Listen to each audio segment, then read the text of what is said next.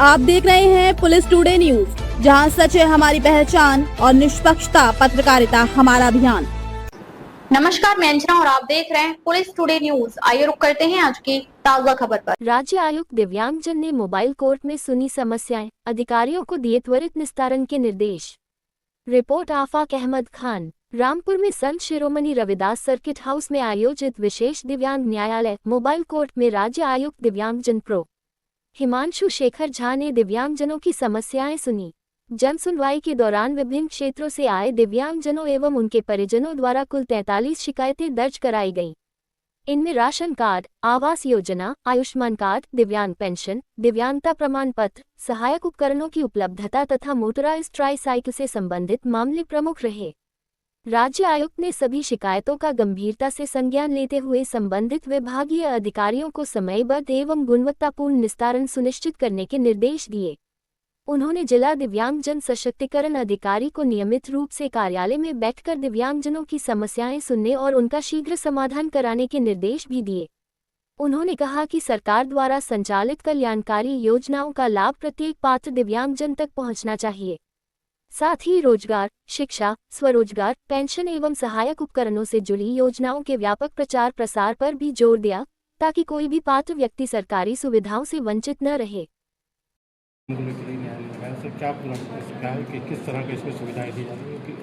क्योंकि mobile court का आयोजन किया जा रहा है और रामपुर जनपद में पहली बार इस तरह का आयोजन किया जा रहा है। मकसद यही है कि दिव्यांगजनों को मुख्यालय तक पहुंचने में आने जाने में असुविधा होती है, तो इसीलिए सरकार इस मत की है कि हम खुद दूरी तय करेंगे और शासन उनके द्वार पहुँचेंगे और यहाँ पर जो उनकी समस्या होती है उसके संबंध में पहले से ही निर्देशित किया जाता है जिला प्रशासन को।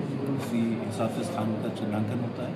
जगह भी जब हम चुनते हैं तो ऐसी जगह चुनते हैं जो बाधा रहित हो, ताकि हमारे दिव्यांग साथियों को वहाँ पर आने जाने में सुविधा न हो। दूसरी चीज़ ये होती है कि सारे विभिन्न विभागों के अधिकारियों को निर्देश दिए जाते हैं कि वो उपस्थित रहें और जो सुनवाई की जाती है, जिनके विभागों से संबंधित सुनवाई होती है, तो एक माह के अंदर उस पर कार्रवाई करके न्यायालय को अवगत कराने की अपेक्षा की जाती है। आज के न्यायालय में अभी तक 43 प्रकरणों पर सुनवाई की गई, जिनमें से अधिकांश Ayushman card, Antyodaya card, ration card इनके संबंध में थे। आवास शहरी और ग्रामीण क्षेत्र के, इसके अलावा बहुत सारे ऐसे प्रकरण थे जहाँ पे सर्टिफिकेट दिव्यांगता प्रमाण पत्र निर्गत करने की बात थी। उसके लिए सीएम बोर्ड को, जो मेडिकल बोर्ड है, उसको निर्देशित किया गया है। कुछ प्रकरण ऐसे भी थे जहाँ पर ये अपेक्षा की गई थी कि कुछ पुलिस के प्रकरण हैं, उसके संदर्भ में भी निर्देश प्रदान किए गए कि उसमें जो पूर्व में कार्रवाई की गई उसकी व्याख्या प्रस्तुत की जाए, ताकि ये निर्धारित किया जा सके कि इसमें आगे की क्या कार्रवाई अपेक्षित है।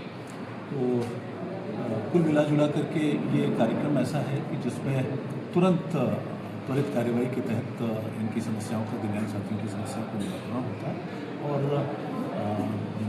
इनमें आशा की एक उम्मीद होती है कि सरकार इनके लिए सोचती है और इनकी बेहतरी के लिए प्रयास करती रहती है। बहुत सारे ऐसे भी केसेस हैं जहाँ पर हम लोग ये प्रयास करते हैं कि जो सरकार की स्कीम्स हैं, जैसे पेंशन वगैरह की स्कीम है या दुकान निर्माण योजना है, उसमें सरकार इनको आर्थिक रूप से सशक्त करने के लिए कुछ उनकी योजनाएं हैं, उसके बारे में भी जानकारी प्रदान किए जाने के उद्देश्य से विभागीय स्टॉल का भी एक वो किया गया, आयोजन किया गया। BSO कैंप और मेडिकल बोर्ड का कैंप लगाया गया, जिसमें जिन साथियों ने हमारे पूर्व से पंजीकरण स्वावलंबन पोर्टल पर कराया था उनके कार्ड्स भी, डिसेबिलिटी सर्टिफिकेट भी बने थे। तो ये आज के कार्यक्रम की हमारी सर, इसके अलावा क्या संदेश है दिव्यांगों के लिए जो अपनी समस्याओं को लेकर आगे किस तरह की इसमें हो जाएगी? सबसे बड़ा संदेश तो ये है कि जितने भी हमारे अधिकारी हैं उनसे हमने अपेक्षा ये की गई है कि कोई भी दिव्यांग साथी जब भी आपके समक्ष आए तो आप उनकी बात को सुने और उस पर संवेदनशील तरीके से सुनवाई करते हुए कार्रवाई करें। और दूसरा ये है कि हमने यहाँ पे अपने जिला दिव्यांग सशक्तिकरण अधिकारी को निर्देशित किया है कि वो अपने बैठने का समय निश्चित कर लें, उसका प्रचार प्रसार हो, ताकि दिव्यांग साथी ये समझ पाए कि किस समय उनसे मुलाकात हो सकती है और किसी भी तरह की उनकी समस्या में उनका मार्गदर्शन करें।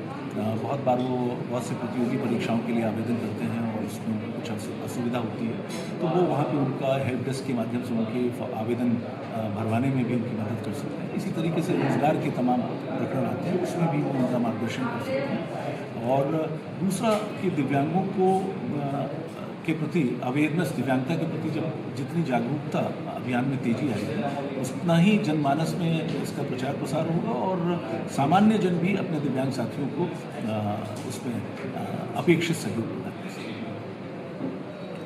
Thank you sir.